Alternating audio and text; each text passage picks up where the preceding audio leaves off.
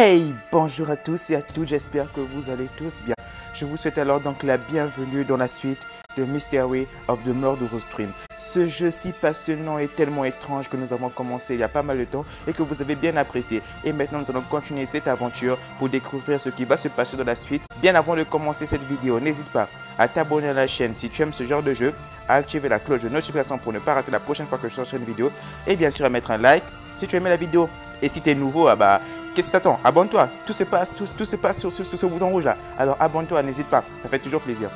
Quant à nous, on se retrouve tout de suite pour la suite de Mystery of the Murderous Dream.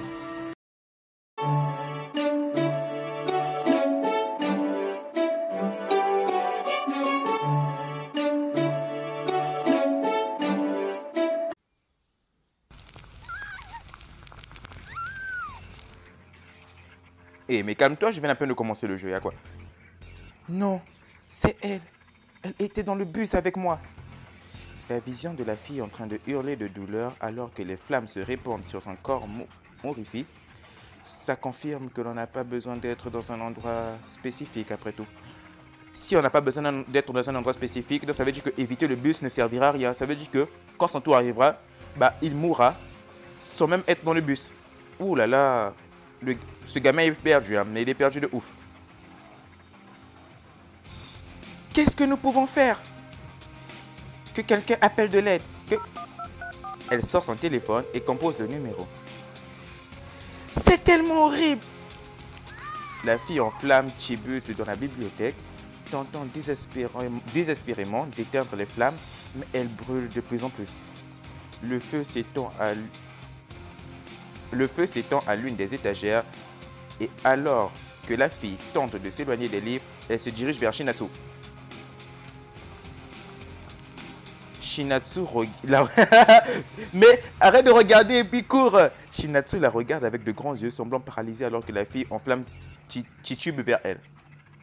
Quiconque s'approche d'elle risque de prendre feu. Shinatsu est en danger, que devrais-je faire? Mais tu veux que je fasse comment moi? J'ai pas de diamant, hein? J'ai pas de diamant. Ah, tu vois Jérémy, je t'avais dit de ne pas utiliser tes diamants pour se flirter avec cette fille. C'est pas de ma faute, ok? Eh, je vais rien entendre. Je vais éviter les flammes. Hein. Je ne vais pas m'approcher. Je ne vais pas m'approcher de ces flammes. Shinatsu, ne reste pas là. Mais elle reste figée sur place alors que la fille finit par percuter. Alors que la fille finit par la percuter, les flammes attaquent le bas de la chemise de Shinatsu et commencent à se répandre. Ah! Sortant de sa paralysie, Shinatsu s'écarte et se jette par terre. Elle roule par terre, ce qui suffit à étouffer les petites flammes qui attaquaient ses vêtements. Ouf. Vous voyez, il y a eu plus de peur que de mal. Donc utiliser mes diamants n'aurait servi à rien. Elle ne devait pas mourir dans la série quand même. Surtout pas à ce niveau-là. Mais à présent, le feu se répand dans la bibliothèque. Nous devons partir d'ici. Elle fonce en avant pour aider Shinatsu alors qu'elle se remet sur pied et nous fonçons tous vers la sortie. Une fois que nous sommes à bonne distance de l'école, nous arrêtons de courir. Au loin, une sirène retentit, l'alarme incendie de l'école résonne aussi. Waouh, le jeu est tellement bien fait les amis, c'est juste vraiment, mais vraiment incroyable. Alors Jérémy, est-ce que l'on peut assumer que c'est la malédiction qui est responsable de ça? Oui, cette fille était dans le... Comment ça a été dans les bus de mes... Il y avait qu'un seul bus? Bon bref. Oui, cette fille était dans les bus dans mes cauchemars. Rôti. Je tremble. Pourquoi est-ce que Ishika est aussi en colère? Je suppose que si nous connaissions la réponse, nous pourrions peut-être calmer son esprit et rompre la malédiction. Perso, je trouve aussi, hein. Je trouve aussi. Tout autour de nous, le reste des élèves et des professeurs qui étaient dans l'école, comme nous, évacuent eux aussi. Qu'est-ce que c'est bon, je sais pas comment je vais faire la voix de la prof en fait. Que s'est-il passé? Est-ce que la bibliothèque a vraiment pris feu? J'arrive à trouver. Chiharu s'avance et décrit ce que nous avons vu, laissant de côté la partie concernant la malédiction. Est-ce qu'il y aura une explication rationnelle à la façon dont la fille a pris feu? Ou est-ce que cela restera un mystère pour tout le monde. Je ne sais pas ce qui est le plus effrayant. Heureusement que toi, tu n'étais pas mort en étant brûlant. Ah, j'arrive même plus à parler, en étant brûlé. Les pompiers arrivent rapidement pour éteindre les flammes et une ambulance la suit de près. Les pompiers y parviennent, les ambulanciers échouent. La malédiction d'Ishika a pris sa nouvelle victime. Combien de passagers est-ce qu'il reste, Jérémy? 2 de plus, sans me compter. Gelé et désintégré. Je ne veux même pas penser au dernier. Je te jure. Peut-être que nous pouvons les trouver. Si nous travaillons ensemble, je suis sûr que nous lèverons la malédiction. Ils doivent être terrifiés. Tu penses que certains de ses amis sont restés après les cours? Là-bas. Elle montre un groupe d'élèves semblant perdus qui a dû évacuer l'école suite à l'alarme incendie. Ils sont dans la classe de Koga. Allons leur parler. Peut-être que nous pouvons découvrir le lien entre Koga et les autres victimes. Shifuyu et Shinatsu vont rapidement vers le groupe d'élèves, mais Shiharu lève une main pour m'arrêter avant que je ne puisse les suivre. Une minute, Jérémy. On peut parler avant d'y aller? Bien sûr, qu'y a-t-il? Est-ce que tu as pensé à ce que cela signifie pour toi? Le mec n'est pas idiot. Il sait très bien ce qu'il attend si on ne lève pas la malédiction au plus vite. Ce n'est pas comme si je pouvais éviter de voir ou même cette malédiction. Désolé mec, toi tu seras suicide par explosif quoi.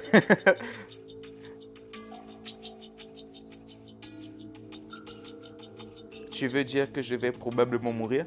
Je tente d'éviter. Bah je tente d'éviter hein. Je tente d'éviter. Ouais c'est vrai que c'est pas très sage. Est-ce bien sage? Si je réfléchis trop à ce qui pourrait se passer, je me mettrai sûrement à paniquer. Et je ne pourrai pas faire grand-chose, encore moins lever la malédiction. Je vois. Nous allons-y. Ah non, nous allons y arriver. Donc inutile de trop penser à ce qui pourrait arriver. Nous devons y arriver. Mais Jérémy, quoi? Tu ne crois pas qu'il vaille mieux faire face et en parler? Peut-être pour toi, mais pas pour moi. J'aimerais juste en comprendre un peu. J'ai vraiment du mal à lire. J'aimerais juste en comprendre plus sur la malédiction. Tu sembles en savoir plus que la plupart des gens. Ça ne suffit toujours pas. Nous ne savons pas pourquoi Ishika maudit les gens. Nous ne savons pas comment l'arrêter. Nous ne savons pas comment tu as fini par être maudit. Cette deuxième question est celle sur laquelle nous devons vraiment nous concentrer. Je suppose. Au moins, il semble jusqu'à présent que le bus ne fasse qu'un seul arrêt par jour. Ça nous laisse un peu de temps. Ouais, ça veut dire qu'il te reste encore 2 jours à vivre. Mais est-ce que ça suffira pour moi? Est-ce que nous pourrons sauver les 2 autres? Écoute, je sais que ça fait beaucoup de choses à gérer. Personne ne peut gérer seul toute cette pression. Même si tu tentes de te distraire ou d'être optimiste, ça sera toujours là. Elle a raison à ce sujet, bien sûr. La peur de ce buste reste dans un coin de mon esprit, attendant que je baisse ma garde pour s'infiltrer au plus profond de moi. Donc, si tu veux en parler, je suis là. Quoi? Qu'est-ce qui a provoqué ça? J'ai l'impression qu'elle m'a pris à part pour me faire cette offre sans raison. C'est impossible que le gars soit aussi aveugle à ce point. Impossible.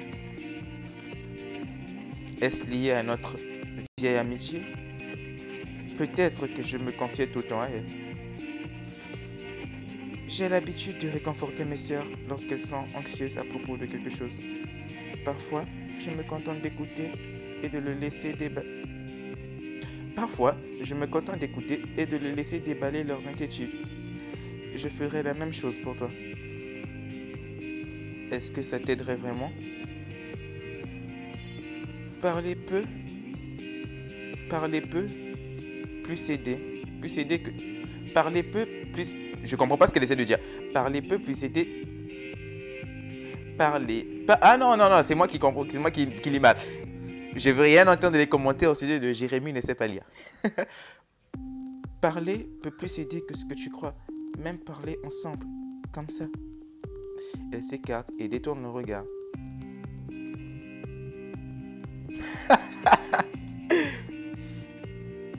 Qu'est-ce qui ne va pas? Ce n'est rien. J'espère juste que je n'étais pas mis mal à l'aise ou quoi que ce soit. Je n'aurais pas dû supposer ça. Juste parce que je... Elle s'arrête à nouveau et les pièces se mettent en place. Donc c'est pour ça qu'elle offre brusquement de m'écouter si je veux parler de ma situation. Je comprends à présent. Elle veut m'aider, d'accord. Mais cela la réconforterait aussi d'en parler. Elle est juste tout embarrassée pour le dire à haute voix. Tu veux en parler aussi, pas vrai? Parler de ce genre de choses aide. Et pourtant, elle n'ose pas vraiment le dire directement. Je me demande si elle a toujours été comme ça. Mes souvenirs perdus de notre amitié me paraissent encore plus hors de portée qu'avant. Et brusquement, je me sens mal pour Chiharu. Me voilà, son amie d'enfance, qui a été réunie avec elle après des années de séparation et n'a aucun souvenir d'elle. Et à présent, je suis maudit. Pas étonnant qu'elle veuille parler de ça. Elle pourrait voir ça comme une opportunité de se lier à nouveau. Est-ce que je devrais lui parler de mes inquiétudes? Je suis sûr qu'ils vont me demander des diamants. Matement. Mais j'ai pas de diamants, j'en ai plus. Oh, je dis alors. Je préférais ne pas en parler. Oh, je comprends. Si c'était moi, concrètement, j'allais en parler. Hein. Même si c'est vrai que d'habitude, je ne le fais jamais. Lorsque quelque chose me tracasse, je préfère le garder pour moi et ne pas en parler. Mais bon, dans ce genre de situation, il faut parfois savoir déballer tout ce qu'on a. Hey, arrêtez de me regarder comme ça, ok? Elle semble malheureuse, mais je ne peux rien y faire. Même si les choses étaient comme ça entre nous avant, c'était il y a de nombreuses années. Peut-être qu'elle pourra en parler avec ses sœurs plus tôt. Pourquoi est-ce que je devrais parler de ma possible mort imminente juste pour qu'elle se sente mieux? Ce n'est pas à propos d'elle du tout. Allez, repartons. D'accord. Nous rattrapons rapidement Shifuyu et Shinatsu. Puisque le feu a été éteint et limité à une petite section de l'école, les gens commencent à retourner dans leur classe. Nous rattrapons les camarades de Koga sur le chemin. Ouais. Oh, hey, c'est toi? Comment tu t'en sors? Ça va aller. On espérait pouvoir te poser quelques questions à propos de Koga. Désolé, il était dans ma classe, mais je ne le connaissais pas très bien. Les autres marmonnent la même chose. Ils semblent tous un peu surpris. Ils se demandent sûrement pourquoi nous leur demandons des informations que nous pourrions obtenir de Shifuyu. Est-ce que certains de ses amis sont dans le coin? Un ou deux. Je crois qu'ils sont allés à la veillée. Donc ils pourraient être revenus après l'alarme incendie. Une veillée funéraire? Ouais. Des professeurs ont installé un hôtel en son honneur aujourd'hui. Shifuyu se tourne vers nous. Allons-y. Ok? J'ai jamais assisté à un enterrement de ma vie. Mais j'imagine que ça doit être vraiment douloureux. Ah là là. Lorsque nous arrivons à l'endroit où l'hôtel a été installé, il y a deux garçons qui se trouvent devant. Ils semblent être en train de prier. Ce sont sûrement des amis de Koga. Shifuyu avance pour les rejoindre. Même si nous n'étions pas en train de chercher des informations sur les autres victimes de la malédiction, elle voudrait probablement venir ici pour la veiller. C'était un ami proche après tout. Elle s'agenouille devant l'autel et baisse la tête. Des larmes coulent le long de ses joues. Que devrais-je faire?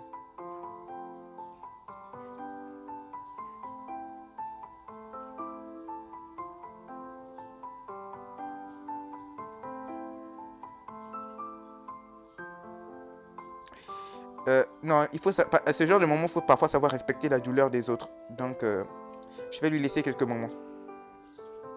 Je reste en arrière avec Chiharu et Shinatsu. Laissons-lui un peu de temps, seul. Compris. Nous restons quelques mètres en retrait et attendons qu'ils aient fini. Je ne connaissais pas du tout Koga et il semblerait que Chiharu et Shinatsu ne le connaissent pas bien non plus. Mais pour Shifuyu, c'était un de ses meilleurs amis. Je ne peux pas imaginer la peine qu'elle doit ressentir en ce moment. Shifuyu s'agenouille devant l'autel pendant un long moment. Avant de finir par se relever, elle se tourne vers nous et hoche la tête. Alors que nous avançons, elle se tourne vers les deux garçons. Mes amis et moi espérions pouvoir vous poser quelques questions. En fait, je ne m'attendais pas à ce que il y ait un autre personnage dans l'histoire, en fait. Bon, un autre personnage dans l'histoire qu'on puisse montrer réellement le visage, quoi. Bon, bref, je me comprends. Bien sûr, avec les propos. Vous étiez amis avec Koga, pas vrai? Ouais. Nous sommes inquiets suite aux incidents récents. Vous voyez?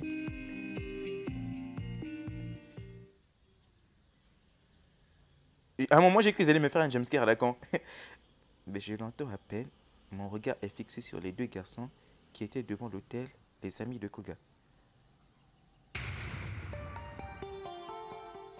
Ce sont les deux passagers restants de mon cauchemar.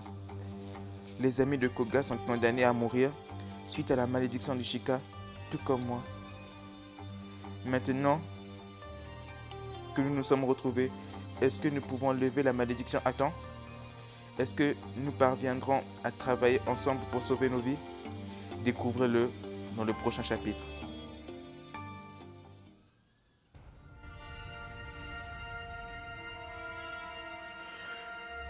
Le jeu, je viens juste insane, les amis. Bon, quoi qu'il en soit, les amis, si vous avez apprécié découvrir avec moi la suite de Mystery of the Murderous Dream, n'hésitez pas à me le faire savoir en laissant un maximum de pouces bleus, en me disant ce que vous en pensez dans les commentaires. Et surtout, ne spoilez pas les jeux, les amis, j'aimerais tout simplement les découvrir.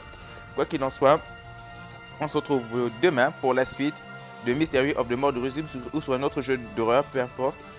Et donc, moi, je vous dis à demain. C'était Jérémy Cortez pour vous. Ciao.